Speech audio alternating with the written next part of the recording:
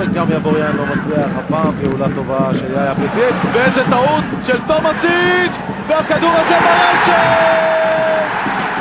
2-1! רוברטס אותו דבר, רק הפוך. משאיר את הכדור, למי? אומר מה פושקאוס, אומר תודה. לוז שוב יבואה, ועוד פעם לוז! וואי! איזה גול! בומבה של בן לוז! האנוגבה לא יכול לעשות שום דבר, יבואה מוריד פנימה, שער ענק, 1-0 להפועל תל אביב. רומן משתחרר ובועט! איזה שער! 2-1 למכבי!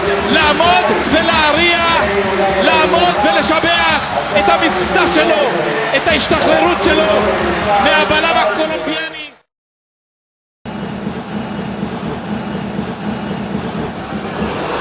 הנה גול! קשה של שטראובר. איזה גול בדקה 41, דקה 42 ליתר הדיוק. מה זה חשוב? תראו את הכדור הזה. איזו בעיטה, זה בעיטה לשם. בוזגלו ליד הכדור. פנימה! הנה כאן אולי רצה להטעות. וארביטמן כמובן, מחכים לכדור הזה, הולכים לקורה הקצרה, ועכשיו בוקולי! איזה שער של בוקולי! אותו אף אחד לא ספר, האיש חופשי לגמרי מחוץ לרחבה, וגוסטבו בוקולי כובש את השער השני שלו. ויסה עוברת צמח, עדיין ויסה! ויסה! איזה מבצע! איזה שער גדול! וזה קורה בדקה 38.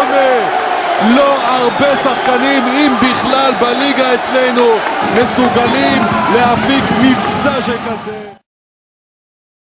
קולב, יכול לעשות מכאן מהלך טוב. קולב, חסר מה? איזה שער גדול!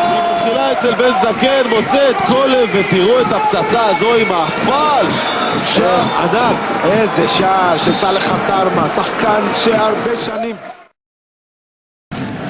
קובצ'וביץ' מסובב את הכדור הזה פנימה, והנה השני! 2-0! אלירן עטר מגיע לכדור המצוין הזה שיוצא מקובצ'וביץ'. לעזוס. בן דיין מגיע אליו. הנה ההקבעה! איזה שער! וואו! וואו! מה עשה הילד?